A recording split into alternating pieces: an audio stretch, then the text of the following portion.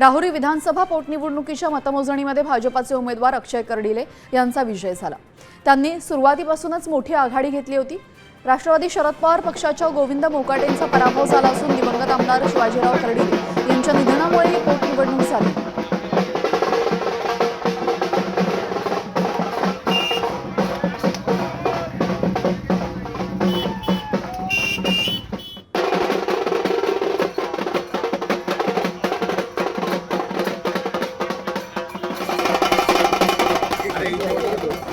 राहुरी पोटनिवडणुकीमध्ये भाजपचे उमेदवार अक्षय कर्डिले यांनी लाखांचं मताधिक्य घेत दणदणीत विजय मिळवलेला आहे। आपल्यासोबत स्वतः अक्षयजी आहेत।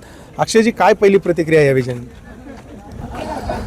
हा विजय मी माझ्या वडिलांना समर्पित करतो की हा विजय त्यांचा झालेला आहे, माझ्या वडिलांचा। त्यांनी 30-35 वर्ष जनतेमध्ये राहून काम केलेलं आहे। जनतेची नाळ जुडली गेलेली आहे। प्रत्येकाची गरज साहेबांनी ओळखत या 30-35 वर्षामध्ये त्यांच्यासाठी काम केलेलं आहे। म्हणून आज ही निवडणूक न समजता एक भावना होती प्रत्येकाची साहेबांच्या प्रती, आणि ती भावना मला मतदान करून व्यक्त केलेली आहे की आम्ही साहेबांचा साहेबांचा मुलगा अक्षयला काय आम्ही एकटं सोडलेलं नाही।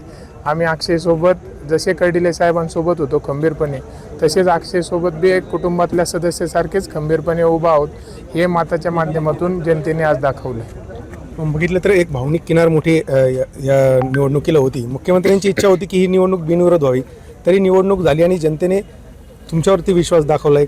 काय या सगळ्या संदर्भात? मुख्यमंत्री साहेब आणि कर्डिले साहेबांचं एक वेगळं नातं होतं, एक वेगळं प्रेम होतं।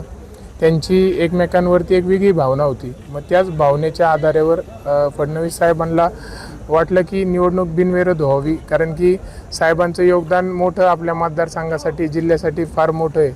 मग त्यांची भावना होती, पण त्या गोष्टी घडल्या नाही। त्यांनी पूर्णपणे प्रयत्न केला, पण त्यांनी पहिल्याच आपल्याशी संवाद करताना स्पष्ट सांगितलं होतं, जरी बिनविरोध नाही झाली तरी पण आम्ही पूर्ण ताकदीने निवडणूक लढू।